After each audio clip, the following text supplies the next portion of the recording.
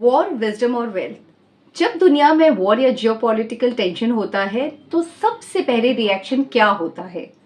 Markets गिरते हैं, लोग पैनिक करते हैं और इन्वेस्टर्स डर जाते हैं। लेकिन हिस्ट्री एक बहुत इंटरेस्टिंग चीज बताती है। शॉर्ट टर्म में वॉर्स और क्राइसिस से मार्केट में बहुत वॉलेटिलिटी रहती है, लेकिन लॉन्ग टर्म में मार्केट्स अक्सर रिकवर नहीं करते बल्कि नया हाई बनाते हैं।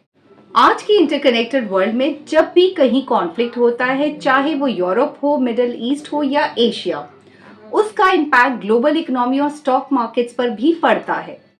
पहले भी हमने ये देखा है कि जब वर्ल्ड वॉर वन स्टार्ट हुआ था 1914 में, यूएस मार्केट्स कुछ ही महीनों में लगभग 18% तक गिर गया था। वर्ल्ड वॉर टू के फर्स्ट ईयर में मार्केट में लगभग 30% तक का डिक्लाइन देखा गया और गल्फ वॉर 1919 के टाइम में भी मार्केट ने शॉर्ट टर्म में नेगेटिव रिएक्शन दिए थे। मतलब सिंपल बात यह है कि वॉर के टाइम मार्केट्स में अनसर्टेनिटी और वॉलेटिलिटी बढ़ जाती है, लेकिन अगर हम शॉर्ट टर्म नॉइस को हटाकर लॉन्ग टर्म पिक्चर देखें तो एक पावरफुल पैटर्न सामने आता है। S&P 500 का लॉन्ग टर्म चार्ट देखिए। बॉटम लेफ्ट से टॉप राइट, इसका मतलब क्या है? इसका मतलब साफ है कि चाहे वॉर्स हो, फाइनेंशियल क्राइसिस हो या पैंडेमिक हो, लॉन्ग टर्म में मार्केट्स ने इन्वेस्टर को वेल्थ क्रिएट करके दिया है। और जो इन्वेस्टर्स पैनिक में सेल नहीं करते बल्कि इन्वेस्टेड रहते हैं, वही लॉन्ग टर्म के विनर्स बनते हैं। अगर 20th सेंचुरी के मेजर वॉर्स के टाइम S&P 500 के रिटर्न को अगर हम देखें तो एक इंटरेस्टिंग चीज सामने आती है। कोरियन वॉर के दौरान मार्केट्स ने पॉजिटिव रिटर्न दिए। ईरान इराक वॉर के दौरान भी लॉन्ग टर्म में मार्केट्स ग्रो किया है।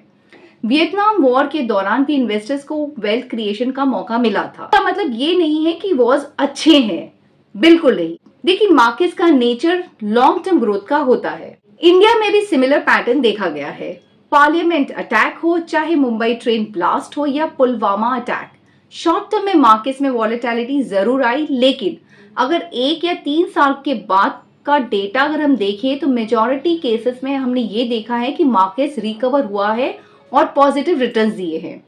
ये हमें एक बहुत इंपॉर्टेंट लेसन देता है। मार्केट का सबसे बड़ा एनिमी वॉर नहीं है, पैनिक है।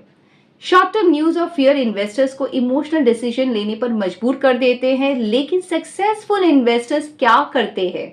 वो हिस्ट्री को समझते हैं, पास्ट के ट्रेंड्स को समझते हैं, लॉन्ग टर्म विजन्स रखते हैं और डिसिप्लिन इन्वेस्टिंग कंटिन्यू रखते हैं। इसीलिए याद रखिए, वॉर टेम्पररी होता है, वॉलेटिलिटी टेम्पररी है, लेकिन wealth creation long term investing से ही होती है। That is the real wisdom behind wealth. इसीलिए पैनिक मत कीजिए, डिसिप्लिन इन्वेस्टिंग कंटिन्यू रखिए, इन्वेस्टेड रहिए, इन्फॉर्म्ड रहिए। तो इस टाइम आपको वॉर को भूल के अपने विजडम के साथ वेल्थ को क्रिएट करना है। और ऐसी कई सारी इंटरेस्टिंग एंड रेलेवेंट इंफॉर्मेशन को जानने के लिए मुझे फॉलो करना मत भूलिए।